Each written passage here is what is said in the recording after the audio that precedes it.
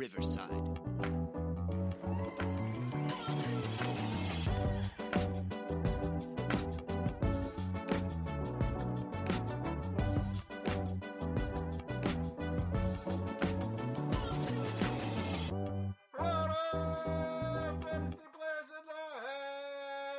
It's the Dynasty front office, and we are building you championships one trade at a time. This is the trade banger of the week, the one deal that's too good, too bad, or just too wild not to talk about. If you've got a trade that shook up your league, send it our way. It just might be next week's banger.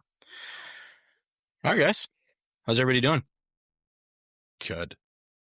Better than when Jesse asked. I'm the main man this week, so I'm gonna praise Jesse. Yeah, what's up with that? Anyways, never mind. I'll probably mess up too. For this week's trade banger, we don't actually have a listener email because the trade is mine. Wah, wah, wah. Yeah, it's one of those. I didn't get anything good, and I decided, hey, I like myself. I like my trades. I'm gonna do one of mine. And in this team, or with this team, I'm like dead last. I'm in last place. Austin, I believe, is in this league with me.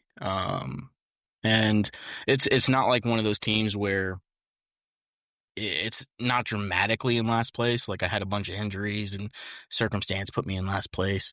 It's like very comfortably, naturally where I belong, last place. My quarterback room's like JJ McCarthy and Cam Ward. So that pretty much explains my roster. Anyways, the trade was I traded away said JJ McCarthy, George Pickens, and broke my heart, but I traded away Quinshon Judkins. And I received Jaden Daniels, Brian Thomas Jr., and a late 27 second. So just to tell you a little bit about my roster here, I already told you some of the things that are kind of killing it here in my quarterback room. Wide receiver room's pretty strong. Running back room, now that I gave away Quinshon Judkins, non-existent. And the guy that I'm trading with, he is a pretty healthy contender. He's trying to make a stronger push, trying to add some points. Right before we made this trade, Jaden Daniels went down. I think we've gotten a little bit of good news as far as the timeline with him coming back, but this is even before that happened. So just for a little bit of context there.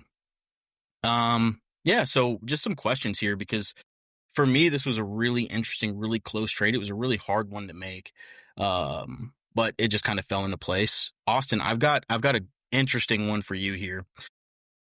The two ends of the trade that gave me pause with this one are the two big risk points on, I guess, from my perspective.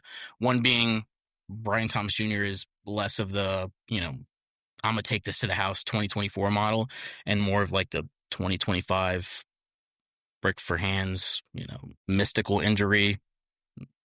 Sucks for some reason, Brian Thomas. The other one is that, Stefanski kind of stays in Cleveland. Or they find another head coach that's, also a kind of run first kind of guy. And we see Judkins turn into the 18 to 27 touch per game player that we think he could be.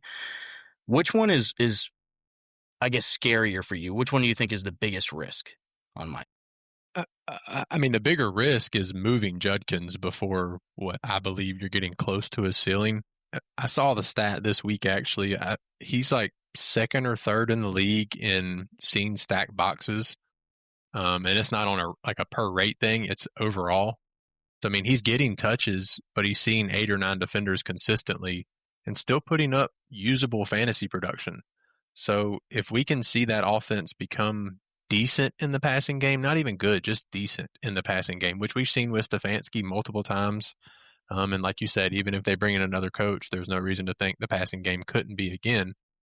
But we just need a decent passing game, and Judkins' ceiling can become top 3 dynasty guy even by the end of this year, which the passing game likely doesn't get there. But being he is just turned 21, we have a long way to go while his dynasty window is still in that range to where it's a top 3 running back. So that's the scarier piece.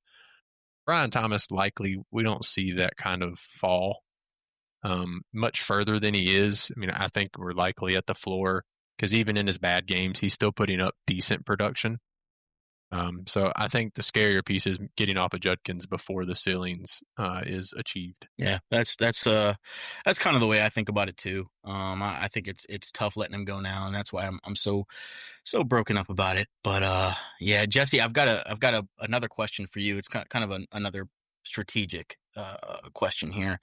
But when really digging into like the meat of a rebuild, to me, it's always like a tightrope balancing act, right? You're trying to figure out if a player is one that you should hold through sell opportunities, like we talked with Judkins. Maybe that's a good candidate for that, or you part with to maybe make more moves. You carry a little bit more risk, but it also can expedite the rebuilding process. What's the kind of main key points that you're considering when you're trying to decide which category a player falls in? So you're asking me who won the trade? No, I'm kidding. No, seriously though, can you paraphrase that question?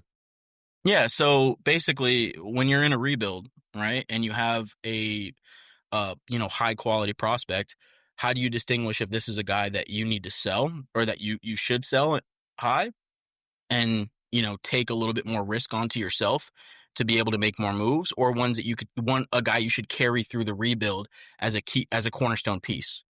That's a really good question. So I don't really view any player as a player that I have to keep. So if a player gets to what I see as his peak value and I get an offer for that peak value and I don't think it'll ever get more than that, then yeah, I'll probably trade him. And that could be the same with Jaden Daniels or Brian Thomas or Josh Allen. So I really, there's no player that I'm saying, okay, I have to keep this guy no matter what. But in this trade, if you want me to apply that to this trade, there's a running back involved. So yeah, I do kind of think to myself, with young prospects in a rebuild, I should probably trade the running back, and flip that for more assets and kind of spread that around a little bit. Well, yeah, is that what you're asking me? Well, that actually leads right into the next question I had for you, which was, if there is a position where you say, okay, this is one that I probably need to get rid of, or if they're all the same to you, if you're just looking at it from a value perspective and saying, it doesn't matter. I'm positionless. I'm just trading away players, trying to make moves to gain value. It's mostly that, it's mostly pure arbitrage, to be honest, where I'm just trying to put the most value on a roster and then sort it out later. But yeah, I do lean towards trading away the running back. Yeah. Mike, this one is a question that I struggled with in this trade, asking myself this question. I have a lot of first round picks in this trade. I mean, in this league, right? I'm rebuilding. I've accumulated a number. I think I'm up to like 5 now, I think. And the guy that I'm trading with, I already have his first round pick. So that's one thing I'm looking at where I'm saying, okay, this is part of the trade for me. I know I'm making his trade. I'm devaluing the first that I already have, but with this trade, I've essentially locked myself into the 101. For you, how are you weighting your picks being very high end at the expense of making, one of your contending picks a bit weaker? I'm always fine doing that because I'd rather have one early pick and one late pick than 2 mid to late mid picks. You know what I mean?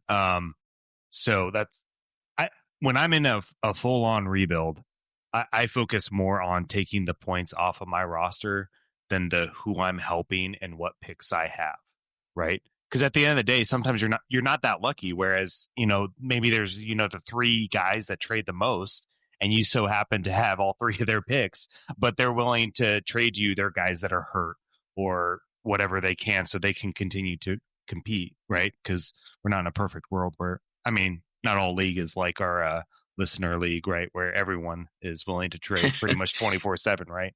Yeah. So, yeah. I always focus on my pick, right, which is what I can afford, and doing what you're doing here. I mean, is how you turn rebuilds around. Is you get pretty elite guys that are hurt, so they're devalued, and you're trading for those guys at possibly their lowest point besides when they were maybe initially drafted. So Yeah. Yeah. yeah, It makes perfect sense. That's how I roll it. Just to I guess elaborate on that a little bit more. Is there a specific any scenario, right, where I know this trade is being done kind of in the middle of the season, right? So we have a little bit less, I guess, data on how the draft is really going to look, the upcoming draft, right? But as we're getting to the end of the season and we're making those like last second playoff trades and you're a rebuilding roster, in that specific scenario, are you looking at the draft class and you're saying, okay, do I need to strategize where these picks are based on how I think my tiers are going to work out? Or are you just saying, hey, we don't really know enough yet. I'm just going to, stick to my guns here, try to make my first as early as possible, as you were saying. I mean, like you guys know, I'm not the all-in college expert of who's going to be what in the upcoming rookie draft, but I do towards mid-season is when I try to put my kind of ear to the floor, right? I feel like everyone's been knowing to hunt 2027 picks, I feel like, since week 1, right? Where it's not been the same for 2026. So, I it does take a little bit part, right? And I think we know, right, from the 2026 draft that 101 is going to be really important. So if I were in your shoes, I wouldn't want to do anything to risk it maybe being the 102, 103 with some of the players are there outside of Love, right? So that's my thought. And what came to mind when you said, well, it all but secures me the 101, and I'm like, oh yeah, well then that's easy, based off of what little I know out of some of the guys that could be coming out of the coming class, because it's not a great QB class. I mean, I think pretty much everybody knows that. So you're not going to have what we did, 2 years ago. And well, and speaking of locking myself into the 101, the guy I'm kind of boxing out here now that I'm looking at the standings is Austin Bell, Yes, who sir. is in second to last place in that league. Yeah, so that makes it even more intriguing. It's something I'm enjoying a lot more now that I'm looking at it. So, but yeah, I'd like to actually get Austin your opinion, and then Jesse, I'll come to you afterwards on it. But how do you play that kind of game? Is that something that I know you care more about the college scene at this point, but is that a game you're really playing, or are you just kind of sticking with the game plan as far as how you see the picks, early, mid, or late? I mean, overall, give me any pick. I don't really care, but because we don't know what we're doing when it comes to the picks, you can spend hundreds of hours and you draft this guy at 103 and you feel great and you realize you should have taken the guy that went 110. But that being said, in terms of value, which is in my opinion, the best way to play Dynasty, of course you want your pick earlier. Even if that does mean another pick you have becomes, instead of the 109, the 112, that you're not going to be able to pay that difference from the 9 to the 12 to go from 102 to 101. So I would much rather go ahead and secure my 101 than worry about if my pick, the other first I have, is 9 or 12. Because let's be honest, nobody knows what's going to happen in the playoffs. I've watched teams that I was 28-0 going into the playoffs and lose the first matchup. And I've watched teams where I've been the 6th seed and won the championship. So we don't know when that comes. Yep. So at the end of the day, control what you control. Like Mike said, get that 101, figure the rest out when the time comes. That's a great way to look at it. Jesse, anything to add on that front? No, it's well said. Sweet. All right. Well, now it's, I guess, talking about the specific trade. Let's go through who won. So again, we've got me trading away J.J. McCarthy, George Pickens, and Quinshon Judkins. I received Jaden Daniels, Brian Thomas Jr., and a 27 second. Jesse, who won the trade? Just say it. I like Team 2. Sorry, I just think there's a lot of depressed value there that's gonna bounce back, and it's not even going to take a year for you to look at this and be like, And also, I think it's well known that you're a J.J. McCarthy lover. I think you overvalue him a little. Well, he traded him away. He got Jaden Daniels. Your Team 2? Yeah, I'm Team 2. All right, you won. Never mind, Jesse's Team 1 now. No. I think Team 2 got a lot of depressed value, and it's going to look a lot better in time, and not a lot of time, actually. Once those players get healthy, I think they'll be fine. Yeah, Austin, how do you feel about it? JJ McCarthy is the piece here. We didn't really discuss that aspect of the trade, but if he becomes close to a top 12 dynasty quarterback, Team 1 runs away with this trade. But if he doesn't, which is, we've seen about a mixed bag at this point, then receiving Jaden Daniels and Brian Thomas for what you gave up feels phenomenal. So on the safety side, I'll take Team 2, but Team 1 getting that return is very interesting and will absolutely help him try to bring home a ship this year. Yeah. There's so many variables in it. Of course, we've talked about these these players specifically ad nauseum. Maybe sans JJ McCarthy, is the one. So I'm glad you brought him up. Mike, how do you feel? And go into as much detail as you want here. Yeah, no, I'm the same. Kind of going back to the question that you asked Jesse, right? I do feel like the running backs are the ones that I trade away in a rebuild at as close to their peak as possible almost every time. And if I can, I like to build my rebuilds quarterbacks first and then wide receivers second, and then by that time you can fill in with the running backs there to make yourself competitive again. So I still believe in Jaden Daniels and Brian Thomas, and it's been a down late year, and I honestly think this could be the lowest you could possibly get them. So yeah, the fact that it was like the non-throwing arm that got hyperextended for Jaden Daniels this season, yeah. I mean, that was the perfect buy opportunity in my mind, and that's why as soon as it happened, because I was watching it live and it happened, and I was like, every league, I'm going to try to go get this guy because it is the non-throwing hand, and some people are going to ignore that. Some people are just going to say, his arm is hyperextended, yeah. He's gone. Yeah, it looks bad. Let me go ahead and try to move him for a piece that can provide me with some points now. So, I can totally see where you're coming from there. All right. I will say though, with the running back thing, I've made 2 exceptions in my life, and those were both Gibbs and Bijan.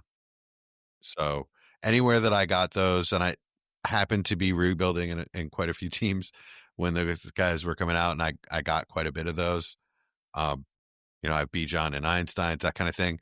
I held them. I didn't trade any of those guys in any of those leagues because I really did view those 2 specific running backs as cornerstone pieces. Well, and Quinshon Judkins could be that guy, which is the reason why it was so tough to trade him away.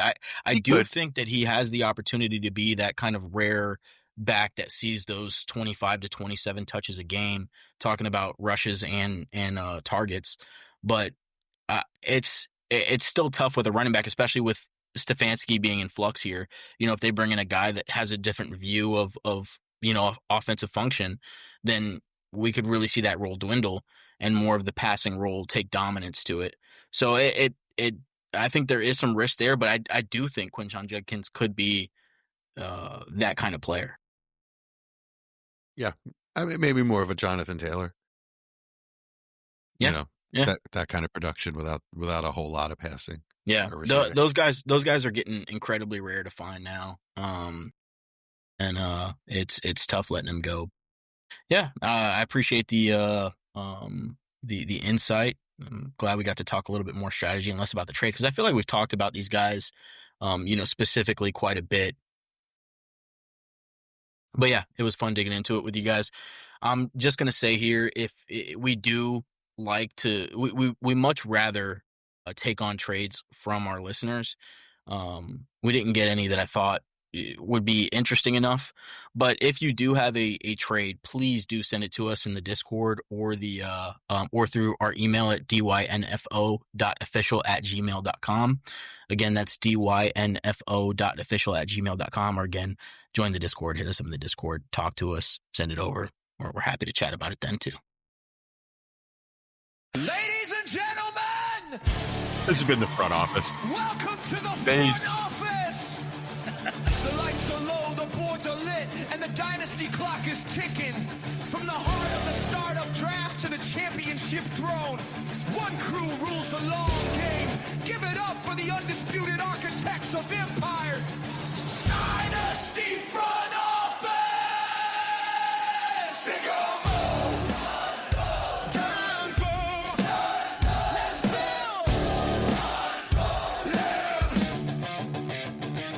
In the war room where the draft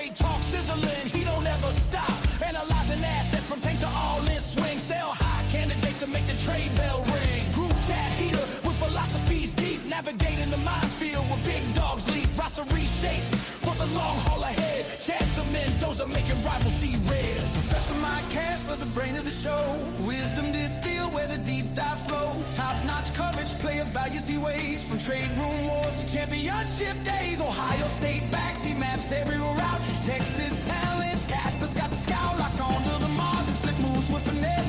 Mike's the professor, schooling the rest. Together they mock 2 rounds or more. Preseason ranking settle in the score. Technical glitches, they push right on through. Making the world better for me and you. Dynasty front office, the brand that's known from year 1 builds to the Dynasty throne. No lie.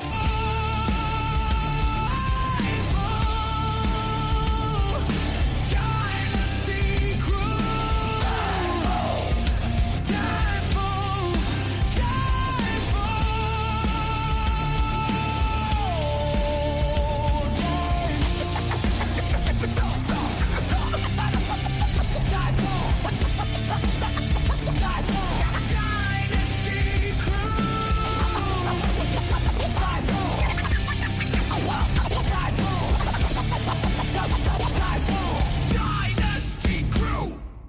Thanks for listening. Now go make someone overpay.